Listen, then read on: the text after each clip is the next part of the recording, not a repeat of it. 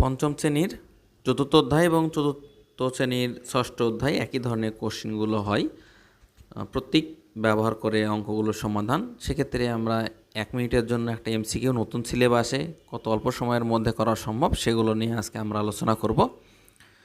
দেখা যাক, আশা করি সবাই খুব ভালোভাবে ক্লাসটা দেখবে। বলছে সংখ্যা প্রতীক, প্রশ্ন বলে দেওয়া আছে সংখ্যা প্রতীক কয়টি। তাহলে সংখ্যা প্রতীক 0 থেকে 9 পর্যন্ত এই 10টি হচ্ছে সংখ্যা প্রতীক। তো এখানে সংখ্যা এবং অঙ্ক মোটামুটি একই বলা যেতে পারে, তবে আমরা যদি গণনা করি সেক্ষেত্রে 0, 1, 2, 3, 4, 5, 6, 7, 8, 9, তাহলে 10টি হলো। উত্তর হচ্ছে 10। অঙ্ক প্রতীকগুলো একটু আলাদা হয়, 0 থেকে 9 পর্যন্ত বলে থাকি, এগুলোকে সাধারণ অঙ্ক বলা যায়। 2 নম্বর প্রশ্ন বলেছে 15 যোগ খালি ঘর লেস দেন মানে হলো ছোটো, কার চাইতে ছোটো?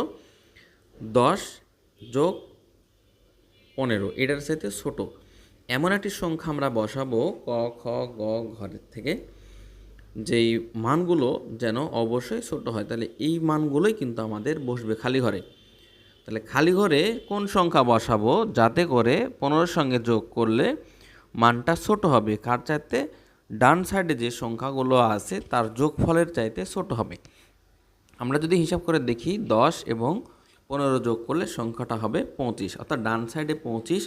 তাহলে বাম সাইডে এমন একটা সংখ্যা বসাবো এগুলোর মধ্যে থেকে 15-র সঙ্গে যোগ করলে যেন তার রেজাল্টটা আমাদের 25-এর চাইতে কম হয়। তাহলে আমরা 5 বসালাম, তাহলে 15 আর 5 যদি আমরা যোগ করি তাহলে আমাদের হবে 20। 20 সংখ্যাটা কিন্তু আমাদের 25-এর চাইতে ছোটো। তাহলে সে অনুসারে আমরা উত্তরটা বলতে পারি যে 5। 10, 20, 25 এগুলোর কোনোটাই হবে না। তাহলে যদি আমরা 10 দিয়ে হিসাব করি, সাপোজ বোঝানোর সুবিধার্থে, তাহলে 10 এবং 15 যদি আমরা যোগ করি তাহলে হয়ে যাবে এখানে আমাদের 25, যেটা ডান পাশে আমাদের 25-এর সমান। কিন্তু আমাদের প্রশ্নে প্রক্রিয়া চিহ্ন যেটা দেওয়া আছে, সম্পর্ক চিহ্ন যেটা দেওয়া আছে সেটা বাম পাশেটা ছোট হতে হবে। তাহলে সে অনুসারে আমরা দেখতে পাচ্ছি যে এখানে 5 হবে। 3 নাম্বার একটা কোশ্চিন। তাহলে 3 নম্বরের কোশ্চেনটাতে আমাদের কয়ের মান নির্ণয় করতে বলে দিয়েছে। যখন কয়ের মান নির্ণয় করতে বলে বা অজানা কোনো অক্ষর প্রতীকের মান নির্ণয় করতে বলে তখন আমাদেরকে খেয়াল করতে হবে যে প্রশ্নটা কীভাবে বলে দেওয়া আছে। তাহলে বাম পাশে আমরা দেখতে পাচ্ছি যে এখানে যে প্রশ্ন দেওয়া আছে সেক্ষেত্রে দুইটাভাবে আমরা সমাধান করতে পারি। 1 নাম্বার কি? 1 নাম্বার হচ্ছে আমরা চাইলে মানগুলো কয়ের, ক্ষয়ের এবং গয়ের যে মানগুলো আছে সেগুলো বসায় আমরা আলোচনা করতে পারি। তাহলে 3 কয়ের মান হতে পারে, তাহলে 3-এর সাথে যোগ করলে 10। 10কে যদি আমি 4 দিয়ে ভাগ করি তাহলে কিন্তু 3 হয় না। এবার আমরা 4 বসাই, 4-এর সাথে 7 যোগ করলে 7, 4, 11, 11কে 4 দিয়ে ভাগ করা যায় না, 3 হয় না। এবার আমরা 5 যদি বসাই কয়ের জায়গাতে, তাহলে 7 আর 5 12, 12কে 4 দিয়ে ভাগ করলে 3 হয়। তার মানে আমাদের গ নাম্বার উত্তর এইটা হবে, তা আর কোনো অঙ্কই হবে না। এরপরে যদি আমরা এটাকে অন্যভাবে একটা পদ্ধতিতে সমাধান করে থাকি বা সমাধান করি তাহলে সেক্ষেত্রে কেমন হবে? বাম পাশে কয়ের সাথে 7 যোগ আছে সেটা লিখে নিলাম। এবার 4 ভাগ আছে, ওই পাশে গিয়ে 4 গুণ হবে। তাহলে 3 আর 4 গুণ করলে 12, তাহলে ক সমান 12 বিয়োগ 7 সমান 5। তাহলে এভাবেও আমরা সমাধান করতে পারি, আর আগে যেটা বললাম প্রথম পদ্ধতি সেটাতেও করতে পারি। এবার 4 নাম্বার কোশ্চেন কী বলেছে? 4 নাম্বার কোশ্চেনটাতে আবারও খালি ঘরের মান বসাতে হবে। তাহলে আমাদের হিসাব করতে হবে বাম পক্ষে ডান পক্ষে ক নাম্বারে কোন চিহ্ন দেওয়া আছে। ক এবং ক্ষয়ে এটাকে বিপরীত সম্পর্ক প্রতীক বলে, গ এবং ঘতে এটা সম্পর্ক প্রতীক। তাহলে আমরা বাম দিকে যদি একটু হিসাব করি, বাম দিকে হিসাব করলে দেখতে পাচ্ছি 9-এর সঙ্গে 2 গুণ করলে 18, 18 দ্বারা 18কে ভাগ। তাহলে এই যে বাম পাশে যে অংশটুকু আছে এর রেজাল্ট হচ্ছে 1। এবার আমরা ডান পাশে আসি, ডান পাশে কি বলে দিয়েছে? ডান পাশে 8 যোগ 5, 8-এর সাথে 5 যোগ করলে 13 হয়। 15 থেকে 13 যদি আমরা বিয়োগ করি তাহলে রেজাল্ট হবে 2। বাম দিকে হচ্ছে 1, ডান দিকে আমাদের 2, তাহলে এটা আমাদের সমান না, আবার এটা কি হচ্ছে বড় না। রেজাল্ট আমাদের হিসাব অনুসারে হওয়া দরকার যে ছোট চিহ্ন, অর্থাৎ লেস দেন। কিন্তু যেহেতু আমাদের লেস দেন যে চিহ্ন আছে সেটা কেটে দেওয়া আছে, তাহলে ঘ নাম্বার যেটা বড় চিহ্ন বাম দিকে হবে না। গ নাম্বার যে প্রক্রিয়া চিহ্ন দেওয়া আছে সেটা সমান, এটাও হবে না। তাহলে আমাদের কোনটা হতে পারে? খ নাম্বারটা হতে পারে। কেন খ নাম্বার হতে পারে? বাম দিকে বড় না, তাহলে বড় না মানে কি? বাম দিকে ছোট। তাহলে সে অনুসারে আমরা বলতে পারি উত্তরটা খ। আবার আর যে অঙ্কগুলো আছে সেগুলো যদি আমরা সমাধান করি এই অধ্যায়ের, এই অঙ্কগুলো সমাধান করলে আমাদের বাকি সবগুলো শেষ হয়ে যাবে। যতটুকু সম্ভব আমরা চেষ্টা করব এই অধ্যায়ের সবগুলো শেষ করে দেওয়ার জন্য। তাহলে 5 নম্বর একটা প্রশ্ন দেখতে পাচ্ছি, লিখেছে একটি অজানা সংখ্যা ক থেকে, থেকে বললে আমরা এখানে কিন্তু সাধারণত বিয়োগ করি, 12 বিয়োগ করলে বিয়োগফল 5 হয়। নিচের কোনটি সঠিক? সঠিক আমাদেরকে খুঁজে বের করতে বলেছে। তাহলে ক নম্বরে দেখতে হচ্ছে 12 বিয়োগ ক, তাহলে আমাদের প্রশ্নতে ক থেকে বিয়োগ করতে বলেছে।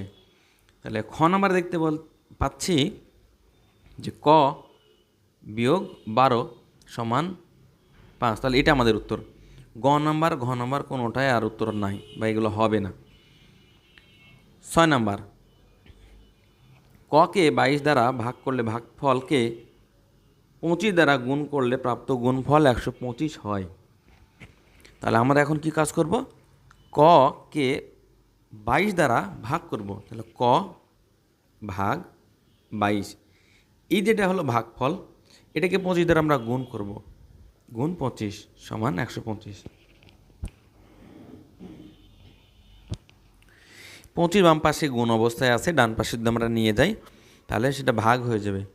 ক ভাগ 22 সমান 125 ভাগ 25, তাহলে 125কে 25 দ্বারা যদি আমরা ভাগ করি তাহলে ভাগফল কত হবে?